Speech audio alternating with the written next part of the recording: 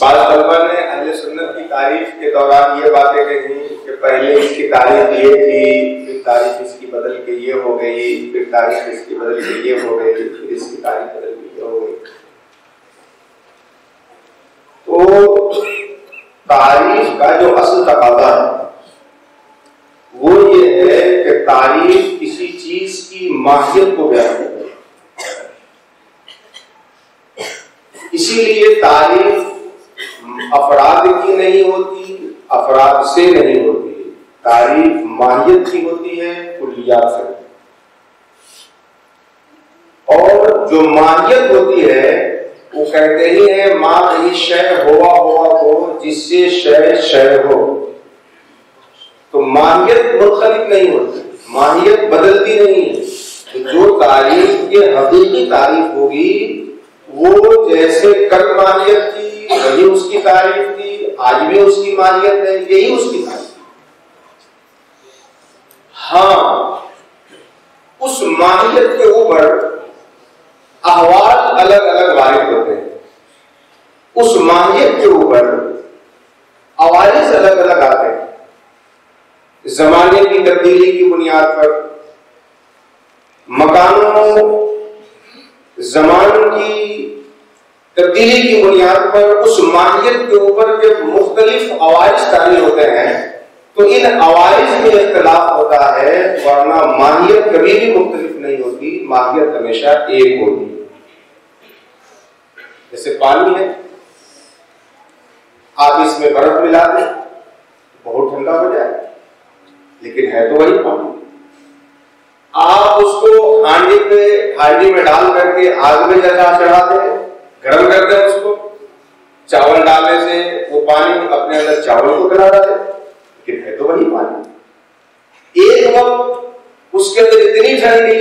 کہ آپ ہاتھ نہیں ڈال سکتے، اور دوسرے وقت میں اتنی گرمی کہ آپ اس میں ہاتھ نہیں ڈال سکتے، لیکن پانی کی جو حقیقت ہے، اس کی جو ماہیت ہے، وہ برف ملنے کی حالت میں بھی ہے اور اس کو ہانڈی پہ ڈالنے کے وقت بھی وہی ہے۔ ماہیت جو کسی چیز کی ہوتی ہے وہ نہیں بدلتی، اس ماہیت کے جو عوارض ہوتے ہیں، اس ماہیت کے جو لواحق ہوتے ہیں وہ بدلتے ہیں۔ آپ اس کو سمجھیے، ہمارے طلبہ بیٹھے ہیں، خاص طور سے میں انہیں سے کہنا چاہتا ہوں کہ مورب کی تعریف کی گئی، منصرف اور غیر منصرف کی تعریف کی گئی۔ مورب وہ ہے جس کا آخر عوامل کے اختلاف سے مختلف ہو، نومیر بھی تعریف کیا ہے، ابتدائی کتابوں میں تعریف کی جاتی ہے، لیکن یہ مورب کی ماہیت نہیں۔ جب کوئی مورب بن جاتا ہے تو پھر اس کے اوپر یہ حالت طاری ہو جاتی ہے کہ وہ عوامل کے اختلاف سے مختلف ہونا شروع۔ غیر منصرف کی تعریف کی ہے جس کے اوپر کسرہ اور تنوین نہ ہے، تو یہ تعریف در حقیقت اس کی ماہیت کو نہیں بیان کر رہی۔ یہ جب کوئی اسم غیر منصرف ہو جاتا ہے تو اس کے اوپر عارض یہ ہے، اس کے لواحقات سے یہ ہے کہ اس کے اوپر کسرہ اور تنوین کا دخول نہیں، ورنہ غیر منصرف ہونے کی جو حقیقت ہے، اس کی جو ماہیت ہے وہ تو یہ ہے کہ جس کے اندر اسباب منع صرف میں سے کوئی دو سبب یا ایک سبب دو سبب کے قائم مقام ہو، وہ مورب کی جو حقیقت ہے وہ یہ ہے کہ غیر کے ساتھ مرکب ہو اور مفہوم اصل سے مشابہت نہ رکھے، یہ اس کی ماہیت ہے۔ تو ماہیت کی جو تعریف ہوتی ہے، اور تعریف کا تقاضا بھی یہی ہوتا ہے، جیسا کہ حقیقی تعریف وہی ہے جو ماہیت کے ذریعے سے کی جائے، تو یہ تعریف کبھی نہیں بدلے۔ ما انا علیہ واصحابہ، میں اپنے ناقص کے مطابق سمجھتا ہوں کہ یہ اہل سنت کی وہ تعریف ہے جو اس کی ماہیت کو بتاتی ہے، یہ وہ تعریف ہے جو اس کی حقیقت کو بتانے والی ہے۔ اہل سنت کے عناصر کیا ہیں؟ ما علیہ واصحابہ، نبی کریم صلی اللہ تعالی علیہ وسلم جس پہ اور صحابہ کرام نے جس کو تسلیم کیا اور جس کی اپنی زندگی میں انہوں نے پہنے۔ کسی معنی علیہ واصحابی کو ایک معتبر نام کے ذریعے سے جانا جاتا ہے اہل سنت و جماعت، اہل سنت و جماعت۔ اہل سنت و ایک دوسری چیز پھر اپنی بات آگے بڑھاؤں، جس کو مولانا حسن صاحب نے بیچ میں گفتگو میں ذکر کیا تھا کہ کوئی بھی تعریف ہوتی ہے اگر وہ حقیقی تعریف ہے تو اس کی تعریف کا ایک حصہ جنس ہوتا ہے اور دوسرا حصہ فصل ہوتا ہے، تب جا کر کے وہ تعریف کامل ہوتی ہے۔ جیسے آپ کلمہ کی اسم کی تعریف کریں، اسم وہ کلمہ ہے جو مستقل معنی پہ دلالت کرے اور تینوں زبانوں میں سے کسی سے نہ ملا ہوا ہو۔ فعل وہ کلمہ ہے جو مستقل معنی پہ دلالت کرے اور تینوں زبانوں سے ملا ہوا ہو۔ حرف وہ کلمہ ہے جو مستقل معنی پہ دلالت ہی نہ کرے۔ تو کلمہ کلمہ کلمہ اسم فعل حرف تینوں میں ہی آتا ہے۔ کلمہ اسم فعل حرف کی تعریف میں جنس ہے، جنس مابین اشتراک کو کہتے ہیں، جو اس ماہیت میں بھی موجود ہے اور دوسری ماہیتوں میں بھی موجود ہے، لیکن مستقل معنی پہ دلالت کرنا اور تینوں زبانوں میں سے کسی سے ملا ہوا نہ ملا ہوا ہونا، تو مستقل معنی پہ دلالت کرنا یہ وہ خصلت ہے جو اسم کو اور فعل کو حرف سے الگ کرتا ہے، اور یہ وہ خصلت ہے جو حرف کو فعل و اسم سے الگ کرتا ہے۔ اور زمانے سے ملا ہوا ہونا، نہ زمانے سے ملا ہوا ہونا، یہ وہ خصلت ہے جو اسم کو فعل سے اور فعل کو اسم سے الگ کرتا ہے۔ اب شناخت کی جہاں تک بات آ گئی تو آپ اہل سنت کی نسبت جس کی طرف کرتے چلے جائیں، اہل سنت کا اس کی طرف نظر کرتے ہوئے جو مابین امتیاز ہوگا وہی اہل سنت کی علامت ہوتی چلی۔ اگر ہم اسم کو فعل سے الگ کرنا چاہتے ہیں تو وہاں پر مستقل ہے کہ غیر مستقل ہے، یہ تعریف اور یہ حصہ ہمیں کافی نہیں ہے۔ اسم کو اگر فعل سے ممتاز کرنا ہے تو ہمیں یہ دیکھنا ہوگا کہ اسم زمانے سے ملا ہوا نہیں ہوتا اور فعل زمانے سے ملا، اور اگر ہمیں اسم کو حرف سے ممتاز کرنا ہوگا تو وہاں زمانے سے نہ ملنے کے اوپر ہم بھروسہ نہیں کریں گے، وہاں ہمیں اس پہ نظر رکھنا ہوگا کہ اسم مستقل معنی پہ دلالت کرتا ہے اور حرف مستقل معنی پہ نہیں دلالت۔ تو امتیاز صحیح معنوں میں تب حاصل ہوگا جب ہمیں اس جہت دیکھیں کہ وہ مابین امتیاز اس میں اور اس کے غیر کے اندر کون سی چیز موجود ہے۔ بڑی اچھی بات حضور داعی اسلام کے توسط سے عام مجلسوں میں سننے کو ملتی ہے کہ بنو اسرائیل 72 فرقوں میں بٹے اور امت مسلمہ 73 فرقوں میں بٹے،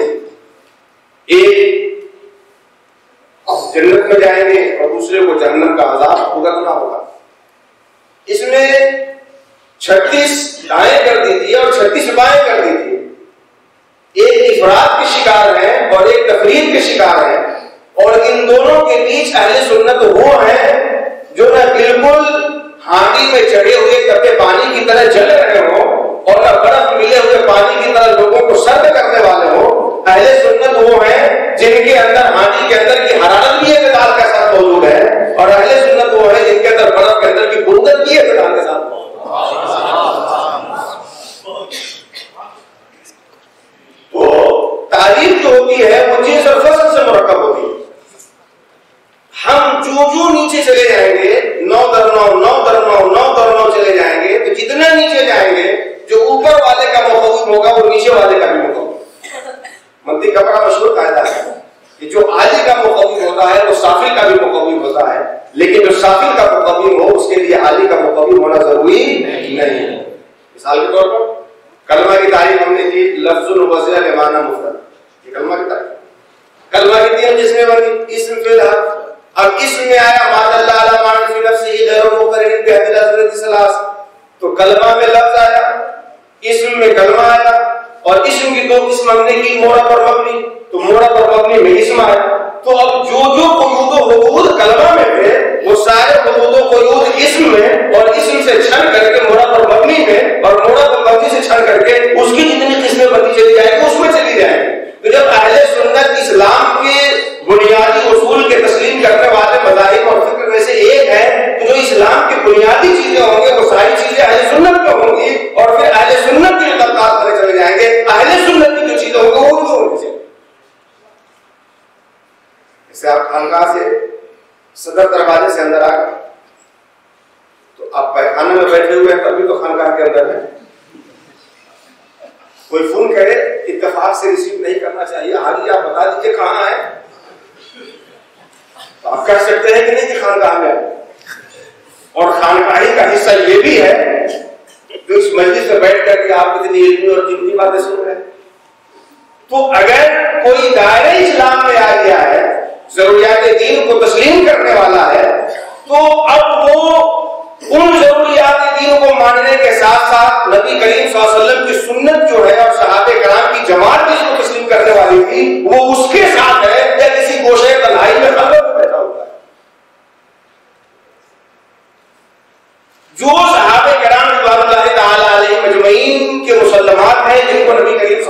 انہوں نے سیکھا ہے اس عموم کے ساتھ، اس جمہور کے ساتھ اگر ہے تو یہ اہل سنت و جماعت ہے، اور تعبیر کر کے اس سے الگ الگ ہٹنے والے جتنی بھی صورت بنتی بھی گئی وہ الگ الگ فرقوں کی صورت بنتی ہے۔ اس موقع پہ میں دو رائے نوشاد چشتی صاحب سے ان کی رائے لیتے ہوئے اپنے منتظمین کے لیے اور اپنے بچوں کے لیے کہتا ہوں کہ یہ جو مجلس ہے مناظرہ رشیدیہ کو ہٹا اس لیے دیا گیا تھا کہ اس طریقے پہ گفتگو نہیں ہوتی تھی، اور یہاں گفتگو ہوتی ہے تب ہٹا دیا۔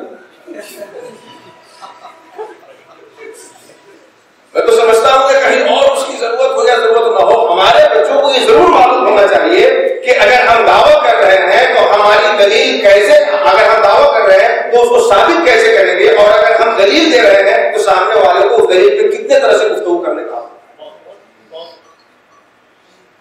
اگر اس طریقے سے چیزیں کی جائے نا تو پھر ایک نتیجہ نکل کر کے سامنے، ہم نے دعویٰ کیا، ہم اس بات کے ذمہ دار ہوں گے کہ ہم دلیل دیں۔ اب جب ہم دلیل دے گئے تو دوسرا فریق ہونا چاہیے جو ہماری دلیل کا کلام نفس کی صورت میں، منع کی صورت میں، معاوضے کی صورت میں۔ پھر اگر وہ ہماری دلیل پہ کلام کر رہا ہے تو ہمیں اس کی ذاتیات کو دیکھنے کے بجائے ہمیں اس کی دلیل پہ جو کلام کیا ہے اس کو دیکھ کر کے اپنی دلیل کا دفاع کیسے کرے، اس چیز کو سمجھنا چاہیے۔ ایک چیز یہ، اور دوسری چیز یہ کہ ہم تعریف کے لیے بیٹھے ہیں، اور تعریف کیسے جائز ہوتی ہے اور کیسے جائز نہیں ہوتی ہے، تعریف کیسے ہونی چاہیے کیسے نہیں ہونی چاہیے، اس تعریفی سے ہم کافی۔ بہت سے لوگ تو عرض عام ہی سے تعریف کرنا شروع کر دیتے ہیں، اس زمانے میں زیادہ تر ایسا ہی ہوتا ہے، جبکہ عرض عام کا تعریف میں کوئی دخل نہیں۔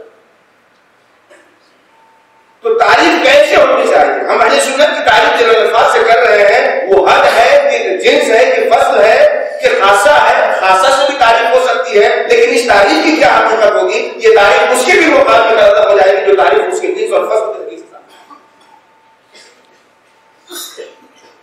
یہ سی بات ہو گئی۔ میں ایک بات آخر میں عرض کر دوں اپنے ان لوگوں کے لیے جو ہمارے اسپیچ آئے ہیں اور سننے کی نیت سے آئے ہیں۔ در حقیقت نبی کریم صلی اللہ تعالی علیہ وسلم کی جو سنت ہے، سنت کہتے ہیں الطریقۃ المسلوکۃ فی الدین، وہ طریقہ جس کو نبی کریم صلی اللہ تعالی علیہ وسلم اپنی حیات مبارکہ میں کر کے دکھا گئے، صحابہ اس کے اوپر چل رہے ہیں اور پوری امت کو اس کے اوپر چل رہے ہیں۔ اور کبھی کبھی ایمرجنسی گیٹ بھی ہوتا ہے جو حادثوں کو کھول دیا جاتا ہے، ٹھیک ہے نا؟ ٹرین میں بھی، پلین میں بھی، بس میں بھی ایمرجنسی ٹور ہوتا ہے۔ اب اگر ایمرجنسی ٹور کو کوئی طریقۃ المسلوکہ بنایا تو یہ اہل سنت ہے۔ طریقۃ المسلوکہ فی الدین، دین میں وہ راستہ جس پہ نبی کریم صلی اللہ تعالی وسلم دوام و تسلسل کے ساتھ کر گئے، صحابہ کو سکھا گئے، صحابہ نے تابعین کو سکھایا، وہ طریقہ جس کو متسلسل کے ساتھ اللہ تک پہنچنے کا راستہ ہے، یہ طریقہ مسلوکہ فی الدین سنت ہے۔ اور جو لوگ ایمرجنسی ٹور پکڑ کے بیٹھے ہوئے ہیں کہ یہاں سے بھی جایا جا سکتا ہے، اسے دین نہ پڑے۔ اور دوسری بات یہ کہ اہل سنت و جماعت میں جو باریکی ہے، یہ کئی جہات سے اپنے اندر یہ معنی رکھنے والا ہے، اس کے اوپر بھی ذرا غور کیا جائے۔ ایک اہل سنت و جماعت کا عام معنی ہم لوگ یہ لیتے ہیں کہ سرکار دو عالم صلی اللہ علیہ وسلم کی سنت پہ چلنے والے اور صحابہ کی جماعت کو تھامنے۔ شرائع میں علامہ نشوی نے معتزلہ کے اعتزال کے ظہور کے بعد فرمایا کہ جب معتزلیوں کا فرقہ ظاہر ہوا تو دو جماعت بنی، ایک معتزلہ کی اور ایک اہل سنت کی۔ معتزلہ وہ آپ علم کلام میں پڑھ چکے ہیں، ان کے کیا خصوصیات ہیں، ان کے کیا متنازعات۔ ما جرى علیہ جماعت الصحابہ وما ثبت بظاہر السنہ، علامہ نصیر فرماتے ہیں ما جرى علیہ جماعت الصحابہ وما ثبت بظاہر السنہ، واضح سنت سے، وہی واضح سنت جس کو میں نے طریقہ مسلوکہ فی الدین کہا ہے، ورنہ ایمرجنسی کوڈ ہوتا ہے وہ غیر واضح ہوتا ہے، مخفی ہوتا ہے، بہت سے لوگوں کو تو پتہ ہی نہیں چلتا ہے کہ وہ ہے کیا۔ ما ثبت بظاہر السنہ، جو واضح سنت سے ثابت ہو، وہ جڑا علیہ جماعت الصحابہ، اور جس کے اوپر صحابہ کی جماعت چلتی رہی ہے، اس چیز کو جو تسلیم کرنے والا ہو واضح سنت، اس چیز کو تسلیم کرنے والا ہو، اس کے اوپر چلنے والا ہو واضح سنت۔ ایک اس کا معنی یہ بھی ہوگا کہ اہل سنت والجماعت میں وہ لوگ اہل سنت والجماعت ہیں جو سرکار کے تمام سنتوں کو جماعت کے ساتھ تھامے ہوئے ہوں، یعنی پوری سنت کو، سرکار کے پورے دستور کو اپنی زندگی میں لاگو کیے ہوئے ہوں، بعض حصے کو پکڑے ہو، بعض حصے کو چھوڑے ہو، بعض حصے کو پکڑے ہو، بعض حصے کو چھوڑے ہو، وہ اہل سنت والجماعت ہے۔ سنت بھی ہو، ان کے اندر جماعت بھی ہو کہ جتنی سنتیں ہیں سرکار دو عالم نے جس روش میں جو سنتیں قائم کی ہے ان ساری سنتوں کو تھامنے والا وہ اہل سنت، ساری آیتوں پہ ایمان رکھنے والا ہو، ساری سنتوں کو تھامنے والا ہو، اللہ کی ساری باتوں پہ اپنی زندگی گزارنے والا ہو، وہ اہل سنت و جماعت ہوگا۔ بعض کو پکڑے، بعض کو چھوڑے، بعض کو چھوڑے، بعض کو پکڑے، وہ اہل سنت و جماعت۔ یہ اتنے فرقے جو بن رہے ہیں آج کل در حقیقت، اس کی بنیادی وجہ میری سمجھ کے مطابق ہے وہ یہ کہ در حقیقت دیکھیے یہ جو اہل سنت ہیں، یہ ہے، وہ ہے، فرقہ ہے، فرقہ ہے، وہ ہے، فلاں ہے، عقیدے کے بعد میں علم اور عمل دونوں الگ الگ چیز ہیں، اور اسی طرح کی اشارہ فرمایا مولانا شان صاحب نے۔ اور رسالہ مکیہ کے اندر علامہ قطب الدین دمشقی رحمۃ اللہ علیہ فرماتے ہیں کہ العلم بدون العمل عقیم، العلم بدون العمل عقیم، علم ہو اور اس کے اوپر عمل نہ ہو یہ عقیم، والعمل بدون العلم سقیم، عمل کرنے کی کوئی کوشش کرے اور اس کو اندر اس کا علم نہ ہو جس سے وہ عمل مکمل ہوتا ہو تو یہ ناقص اور برا اور عیبدار عمل ہوتا ہے۔ اول عمل و مال علم صراط مستقیم، علم بھی ہو اللہ اور اس کے رسول کے طریقے مسلوکہ فی الدین کا، اور اس کے اوپر زندگی میں چلنا بھی ہو تو یہی جان لینا اور عمل کر جانا صراط مستقیم اور بڑا دھوکا ہوا کہ لوگ علم کو عمل سے، عقیدے کو عمل سے دور کرتے دیکھتے ہیں۔ اسی لیے ایک بڑی پیچیدگی ہوتی ہے کہ بھائی ہم اہل سنت کو جو ڈیفائن کریں، اس کو جو واضح کریں، وہ عقیدے کے اعتبار سے کریں کہ عمل کے اعتبار سے۔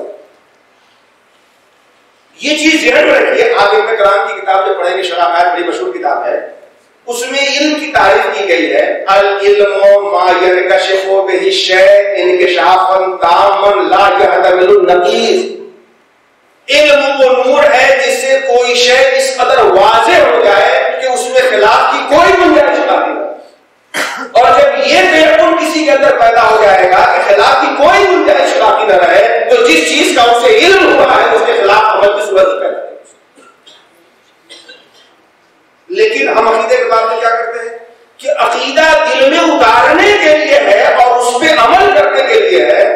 ہم اتار کر عمل کرنے کے بجائے اس کی پیچیدگیوں میں اپنے دماغ لگانا شروع کرتے ہیں۔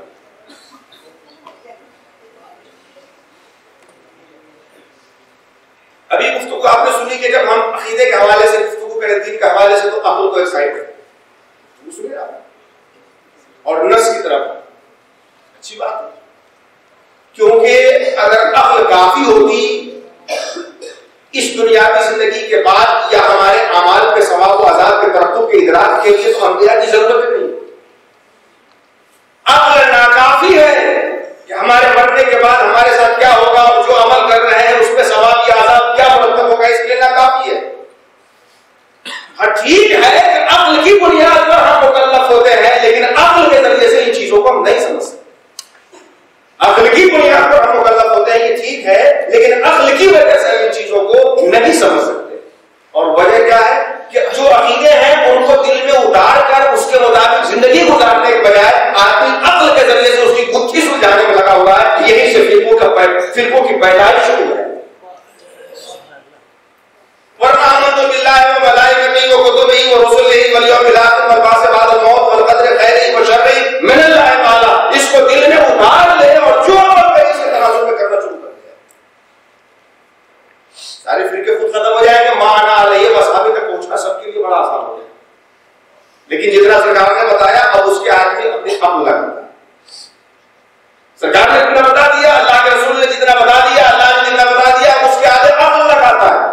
عقیدہ دل میں اتارنے کی چیز ہے، عقل سے توسع ہے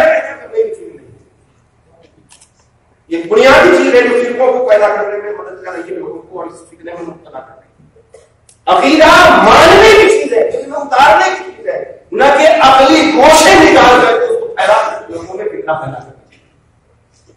اور یہی ہو رہا. اللہ نے فرمایا, اللہ رسول اللہ نے فرمایا کہ اللہ تعالیٰ پہ ایمان کا ایمان لائے, کیسا ہے وہ اپنی ذات و صفت سب بات کرو. لیکن اب اس کو دل میں ڈالنے کی وجہ کیا اس کی ذات ہے تو صفت ہے کہ صفت ہے تو عین ہے کہ غیر ہے. اگر عین ہے یا غیر ہے تو حادث ہے کہ قدیم ہے. حادث ہوگا تو اس کا واضح حوادث ہونا لازم آئے گا, قدیم ہے تو تعلق ہونا لازم آئے گا. قرآن اس کا اتارا ہوا کلام ہے, بات ختم ہو گئی. قرآن اللہ کا کلام ہے, ہم کو اس کے اوپر ایمان ہونا چاہیے اور قرآن کی ہر بات میں ہمیں عمل ہونا چاہیے. کسی اور کی بات نہیں, اللہ کی بات. لیکن اب اس کو دل میں اتار کر کے عمل کرنے کے بجائے کیا بتانا شروع ہوا کہ یہ لفظی حادث ہے کہ قدیم ہے. دو تفسیروں کے بیچ ہے تو کیا ہے, منزل میں سما ہے تو کیا ہے. اب اس کے اوپر پورا امت کا پورا وقت اس کے اوپر سر کے چل کے قرآن کیا. اور اس زمانے میں دیکھ لیجیے تو رسول اللہ غیب جانتے ہیں کہ نہیں جانتے, جانتے ہیں تو کتنا جانتے ہیں کتنا نہیں جانتے. اس کے اوپر سارے فرقے بنتے چلے جا رہے ہیں. میں مانتا ہوں کہ رسول اللہ غیب جانتے ہیں یا نہیں جانتے ہیں. اگر آپ کا عقیدہ ہی ہے کہ جانتے ہیں تو آپ کے اعمال کو رسول اللہ کی خبر ہے کہ یہ عمل کیوں کر رہے ہیں رسول اللہ نے منع کیا. تو عقیدہ یہ بدھی سلجھا کر کے سیدھے پیدا کرنے کی نہیں ہوتی, دلوں میں اتار کر کے عمل کو اس کو بتا کرنا. اور جب یہی آدمی چھوڑتا ہے تو سارے فرقے پیدا ہوتے ہیں, سارے اختلافات. اللہ تبارک و تعالیٰ کی بارگاہ میں دعا ہے کہ مولا کریم ہمیں اس طریقے پہ گامزن رکھے جو رسول اللہ جو صحابہ کرام جو اہل سنت و جماعت کرتے, اور اسی طریقے پہ لوگوں کو بلانے کی توفیق عطا فرمائے. آمین. کہنے میں اگر کسی بات غیر مناسب ہو تو معاف فرمائے.